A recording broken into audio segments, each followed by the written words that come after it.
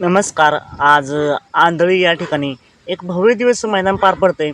मित्रांनो, नक्कीच संपूर्ण महाराष्ट्राचं सर्वांचंच लक्ष लागलंय 9 तारखेच्या फॉर्च्युनर मैदानाकडे.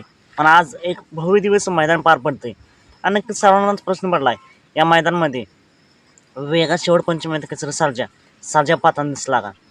विठ्ठलांचा तेजा गटपात झालाय का?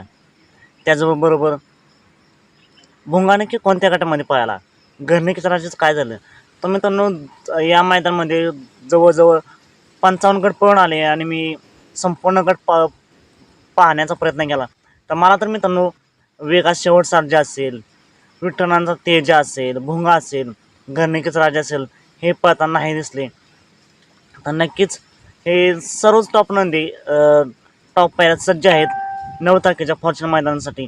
मित्रांनो, तुम्हाला जर या आंधळी मैदानामध्ये पाहताना दिसले असले तर कमेंट करून नक्कीच सांगा. तर नक्कीच सर्वच टॉप नंदींना फॉर्च्युनर मैदानासाठी खूप साऱ्या शुभेच्छा. चला तर मग भेटूया पुन्हा एकदा अपडेट्स भन्नाट अशा नवीन व्हिडिओमध्ये.